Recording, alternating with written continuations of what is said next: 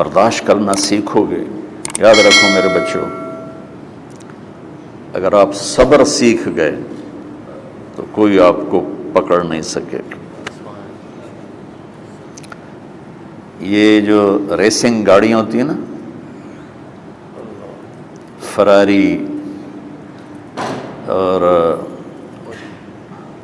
مختلف ان کے نام ہیں، مشہور فراری ہے، اٹلی میں بنتی ہے، لمبرگینی، یہ دونوں بنتی ہیں وہاں اٹلی میں، اور اس میں جو آدمی جا رہا ہو اس کے لیے سپیڈ لمٹ کی قید کوئی نہیں، ورنہ سب گاڑیوں پہ 120 کلومیٹر پر کے اوپر جائیں گے تو جرمانہ ہوگا، لیکن جو آدمی لمبرگینی میں جا رہا ہے یا فراری میں جا رہا ہے اس کے لیے کوئی جرمانہ نہیں، چونکہ وہ یوں کرو تو 1 سیکنڈ میں وہ 120 پہ چلی جاتی ہیں، صرف اتنا کرنے سے شوں ایسے جاتی ہیں۔ تو میں آپ کو ایک لمبرگینی دینا چاہتا ہوں، فراری 8 کروڑ کی ہے، فراری 8 کروڑ کی گاڑی ہے فراری۔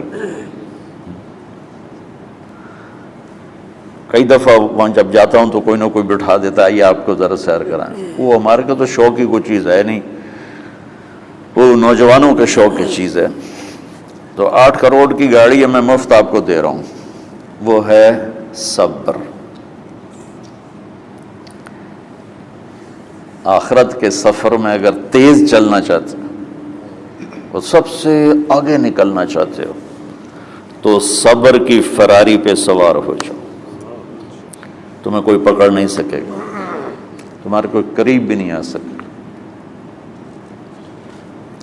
کہ دنیا میں صبر کرنے والوں کا قحط آ گیا ہے، بڑے بڑے علماء ہیں اخلاق سے خالی، بڑے بڑے علماء ہیں صبر جانتے ہی نہیں، اور پورا معاشرہ سر علماء، تم کل کے علماء ہو اس لیے علماء کی بات کر رہا ہوں، ورنہ پورا معاشرہ میرے بچوں صبر سے خالی ہے۔ تم سیکھو۔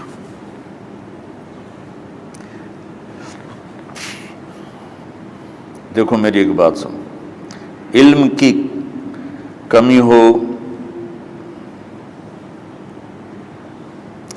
تو اچھے اخلاق اس کو چھپا دیتے ہیں،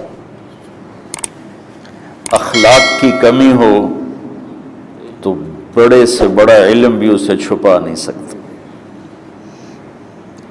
سارے عیب ہوں اور اخلاق اچھے ہوں تو اخلاق وہ چادر ہے جس میں سارے عیب چھپ جائیں گے، بس ساری صفتیں ہوں اور بد اخلاق ہو تو ہر صفت کو بد اخلاقی چھپا دے گی۔ میرے نبی نے نماز لمبی پڑھی، اللہ نے روک دیا، کہا نہیں چاہیے، ما انزلنا علیک القرآن لتشقی، مختصر نماز پڑھیں، درمیانی نماز پڑھیں۔ پیسہ سارا خرچ کر دیا، اللہ نے روک دیا، ولا تبسطها کل البسط، میرے نبی سارا خرچ نہ کرو، کچھ بچا کے بھی رکھو۔ تبلیغ میں اپنی جان کھپائی، اللہ نے اس سے بھی روک دیا، فلا تذهب نفسك علیہم حسرات، تبلیغ کرو خود نہ مر جاؤ۔ تبلیغ کتنا بڑا عمل ہے، اللہ نے کہا اعتدال سے۔ نماز کتنا بڑا عمل ہے، اللہ نے کہا درمیانہ ہاتھ رکھو۔ مال خرچ کرنا کتنا بڑا عمل ہے، اللہ نے کہا درمیانہ ہاتھ رکھو۔ جب میں نے اخلاق میں بلند پرواز دکھائی تو اللہ نے کہا شاباش انک لعلی خلق عظیم، میرا نبی میں آپ کو شاباش دیتا ہوں، آپ کے اخلاق بڑے عالی شان ہیں۔ یہ نہیں کہا کہ اتنے بھی ذرا تھوڑا اکھ بھی کھائی کر، کوئی کوڑا ہویا کر۔ تو تم مولوی بڑے غسیلے ہوتے ہو، تم میرے بچے بیٹھو نا، اس لیے بات کر رہا ہوں۔ صبر نام کی شے ہی نہیں ہوتی۔ فقہ پڑھنا تو ہماری مت ماری جاتی۔ قرآن کو بھی فقہ کے انداز میں پڑھتے ہیں، حدیث کو بھی فقہ کے انداز میں پڑھتے ہیں۔ بخاری سے زیادہ امام بخاری پڑھاتے ہیں۔ ترجمۃ الباب پہ اتنا وقت لگا دیتے ہیں کہ حدیث جو اصل چیز ہے اس کی طرف توجہ نہیں جاتی۔ امام بخاری کی کتاب کا مقدمہ کوئی نہیں، تو اس پر جب بخاری شروع ہوتی ہے تو ہفتہ ہفتہ اس پہ سبق چلتا ہے کہ امام بخاری نے مقدمہ کیوں نہیں لکھا، جی میں سارے مل کے یعنی امام صاحب نے تو گلاں کی جانا۔ میں اس کا اتنا آسان 1 منٹ میں اس سارے سبق کو ختم کر دیتا ہوں بخاری شریف کے، کہ دیکھو بھائی امام صاحب کا دل نہیں کیا مقدمہ لکھنے کو، اس لیے انہوں نے نہیں لکھا۔ گل مک۔ ایک حدیث کے عنوان اور حدیث میں جوڑ نہیں تھا، تو شیخ رمزی بہت بڑے فاضل آدمی ہمارے فیصل آباد، میں نے کہا شیخ یہ جوڑ کوئی نہیں، کہ شیخ ھذا من اصعب ابواب البخاری، یہ بخاری شریف کے مشکل ترین ابواب میں سے۔ میں نے کہا بڑا آسان کام ہے، امام بخاری بھول گئے، ترجمہ کوئی اور تھا، حدیث کوئی اور لکھ دی، بھول گئے، بشر ہی تو ہیں، کیوں بچوں نے مصیبت پان دیا۔ تو بچوں شوق سے جاؤ، بہانے نہ کرو، ہماری طرح تھوک ڈال کے پیٹ میں درد، وہ شامہ پہ جان گیا پھر توڑیاں۔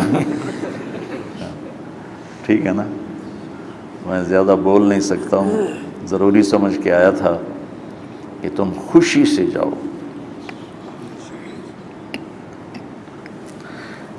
پھر اس میں جو ناگواری آئے گی اسے برداشت کرو گے تو پھر آپ کا صبر بڑھے گا۔ تو میں صرف میری شہرت نظر آتی ہے، اس میں جتنا مجھے صبر کرنا پڑا ہے وہ تمہارے سامنے نہیں ہے،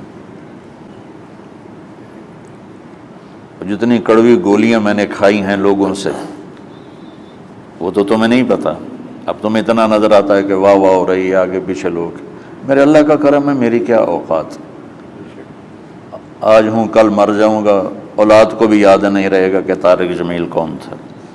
جو ہے اس میرے رب کا کرم ہے، مجھے اپنی شہرت سے کبھی دھوکہ نہیں لگا، تو میرے بچوں اس لیے بتا رہا ہوں، کوئی فخر نہیں، کہ مجھے اپنی شہرت سے کوئی دھوکہ نہیں، ایک لمحے کے لیے بھی مجھے دھوکہ نہیں، میرے دل کی گہرائیوں یہ بات اتری کہ سب میرے اللہ کا فضل ہے، اور برائی کرنے والا اور اچھائی کرنے والا میری نظر میں برابر ہو گیا ہے۔ برابر ہونے کا مطلب پہلے سمجھو، تم مجھے گالی دو گے مجھے تکلیف ہوگی، تو میری تعریف کرو گے مجھے خوشی ہوگی، اس کو برابری نہیں کہتے، وہ تو ایک طبعی چیز ہے۔ یہ میں نے ہاتھ پہ اپنا ہی ہاتھ مارا تو اس کو درد ہو رہا، تو اگر میں مولوی شوکت صاحب سے بدتمیزی سے بات کروں گا تو ان کو تکلیف ہوگی، اور میں ان کی قربانیاں بیان کروں گا۔ یہ ذرا کھڑے ہونا، ادھر ہاتھ دو، یہ اس سارے نقشے کے بانی ہیں، یہ پہلی اینٹ ہے، یہ 3000 روپے اس وقت لے رہے تھے 1985 میں 86 میں کراچی،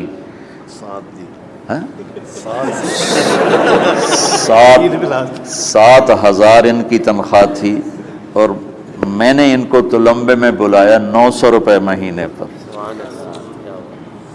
کتنا فرق ہے 7,000 اور 900 کا؟